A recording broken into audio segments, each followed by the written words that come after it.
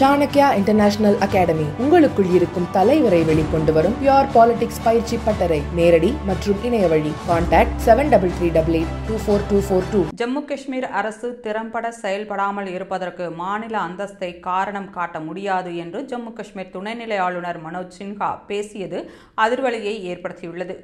ஸ்ரீநகரில் SK international convention சென்டரில் நடந்த நிகழ்ச்சியில் கலந்து கொண்டு பேசிய மனோஜ் சின்ஹா, முதலில் தொகுதி மறுசீரமைப்பும் அடுத்ததாக சட்டமன்ற தேர்தலும் இறுதியாக ஜம்மு காஷ்மீருக்கு சரியான நேரத்தில் மாநில அந்தஸ்து வழங்கப்படும் என்று உள்துறை அமைச்சர் அமித்ஷா ஏற்கனவே நாடாளுமன்றத்தில் திட்டவட்டமாக தெரிவித்துள்ளார்.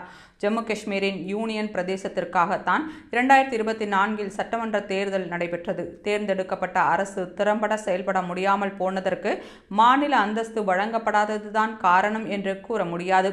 ஜம்மு காஷ்மீருக்கு மாநில அந்தஸ்து வழங்கவில்லை என்று மாநில மக்களை தவறாக வழி நடத்தக்கூடாது என்று தெரிவித்தார்.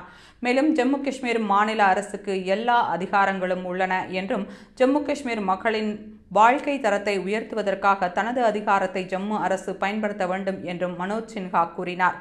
அவரின் பேச்சுக்கு பதிலளித்துள்ள முதல்வர் உமர் அப்துல்லா, மாநில அந்தஸ்து தொடர்பாக துணைநிலை ஆளுநர் தெரிவித்தது குறித்து தான் இன்னும் பார்க்கவில்லை.